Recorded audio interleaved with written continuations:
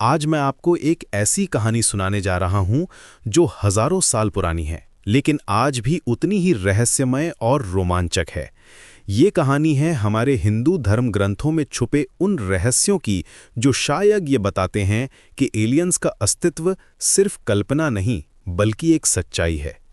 कल्पना कीजिए कि आप किसी शांत रात में आसमान की तरफ देख रहे हैं। तारों से भरा ये विशाल ब्रह्मांड क्या सच में सिर्फ हमारे लिए बना है, या फिर इसमें कहीं और भी जीवन है? हमारे पुराने ऋषि मुनियों ने हजारों साल पहले ही इस सवाल का जवाब दे दिया था। वेदों और पुराणों में ऐसे वर्णन मिलते हैं जो आज के वैज्ञानिकों को भी हैरान कर देते हैं। महाभारत और रामायण में विमानों का जिक्र है। ये कोई साधारण रथ नहीं थे, बल्कि आसमान में उड़ने वाले यान थे। रावण का पुष्पक विमान हो या अर्जुन के दिव्य अस्त्र, ये सब कुछ ऐसा था जो आज की तकनीक से भी कहीं आगे लगता है। श्रीमद् भागवत पुराण में राजा शाल्व के उड़ने वाले यान का वर्णन है, जिसमें अद्भुत हथियार और तकनीक थी। क्या ये सब सिर्फ कल्पना थी या फिर हमारे पूर्वजों ने वास्तव में ऐसी चीजें देखी थीं? वेदों के अनुसार ब्रह्मांड में 14 लोक हैं, पृथ्वी सिर्फ एक लोक है। बाकी 13 लोकों में अलग अलग प्रकार के जीव रहते हैं। देवलोक में देवता, असुरलोक में असुर, नागलोक में नाग जाति के लोग। ये सभी अपनी अपनी तकनीक और शक्तियों के साथ अलग अलग ग्रहों पर रहते हैं। कई बार ये पृथ्वी पर भी आते हैं। महाभारत में अर्जुन की शादी उलूपी नाम की नाग कन्या से हुई थी। क्या ये सिर्फ एक कहानी है या फिर अलग प्रजाति के जीवों के साथ संपर्क का प्रमाण? अथर्ववेद में कृमि जाति के जीवों का वर्णन है जो पृथ्वी पर आकर परेशानी फैलाते हैं। ये ठंडे और अंधेरे ग्रहों से आते हैं और गर्मी से डरते हैं।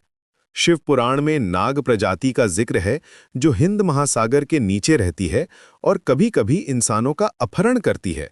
ये सब वर्णन क्या आज के यूएफओ और एलियन अपहरण की घटनाओं से मिलते-जुलते नहीं लगते? त्रिपुरासुर की कहानी और भी दिलचस्प है। 3 उड़ते हुए शहर जो अंतरिक्ष में तैरते रहते थे। इन शहरों के असुर देवलोक पर हमले करते रहते थे। जब ये तीनों शहर एक सीध में आए, तब भगवान शिव ने एक ही बाण से इन्हें नष्ट कर दिया। क्या ये किसी अंतरिक्षीय युद्ध का वर्णन नहीं लगता? आज हम इसे अच्छे एलियंस बनाम बुरे एलियंस की लड़ाई कह सकते हैं। भगवद गीता में श्री कृष्ण कहते हैं कि उन्होंने यही ज्ञान पहले सूर्यदेव विवस्वान को दिया था, फिर मनु को, फिर इक्ष्वाकु को। ये ज्ञान की परंपरा अलग-अलग लोकों और ग्रहों के बीच चलती रहती है। क्या ये अंतरिक्षीय सभ्यताओं के बीच ज्ञान के आदान प्रदान का संकेत नहीं है? वेदों के अनुसार उच्च लोकों के जीव मशीनों पर निर्भर नहीं रहते। वे अपनी चेतना की शक्ति से ही पदार्थ को नियंत्रित कर सकते हैं। उनकी तकनीक हमारी तकनीक से कहीं ज्यादा उन्नत है। वे विमानों में यात्रा करते हैं, दिव्य अस्त्रों का प्रयोग करते हैं और अलग-अलग ग्रहों के बीच आना जाना करते रहते हैं। आज जब हम एलियंस की बात करते हैं तो हमारे मन में हरे रंग के छोटे जीव आते हैं, लेकिन हमारे धर्म ग्रंथों में वर्णित जीव बहुत विविधता से भरे हैं। कुछ देवताओं जैसे सुंदर, कुछ असुरों जैसे शक्तिशाली, कुछ नागों जैसे रहस्यमय। सभी की अपनी अपनी विशेषताएं और शक्तियां हैं। रामायण में वाल्मीकि जी ने भूतगणों का वर्णन किया है, जिनकी बड़ी बड़ी आंखें थीं और सिर पर हेलमेट जैसा कुछ था। ये रावण के विमान को चलाते थे। क्या ये आज के एलियंस के वर्णन से मेल नहीं खाता? हमारे पुराणों में समय चक्र की बात है। कल्प, युग और महाप्रलय का वर्णन है। शायद ये बताता है कि सभ्यताओं का विकास और विनाश एक चक्र की तरह चलता रहता है। कभी हम उन्नत थे, कभी वे उन्नत हैं।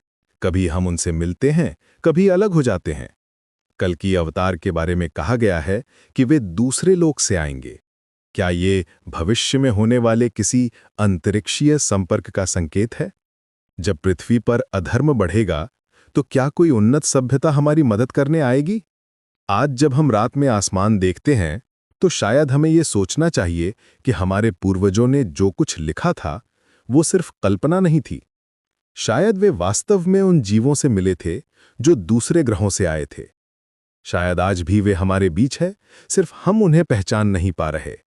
हमारे धर्म ग्रंथ सिर्फ आध्यात्मिक शिक्षा नहीं देते, बल्कि ब्रह्मांड की एक व्यापक तस्वीर भी पेश करते हैं। एक ऐसी तस्वीर जिसमें जीवन सिर्फ पृथ्वी तक सीमित नहीं है, बल्कि पूरे ब्रह्मांड में फैला हुआ है। और शायद यही सच्चाई है जिसे आज का विज्ञान भी धीरे-धीरे स्वीकार कर रहा है।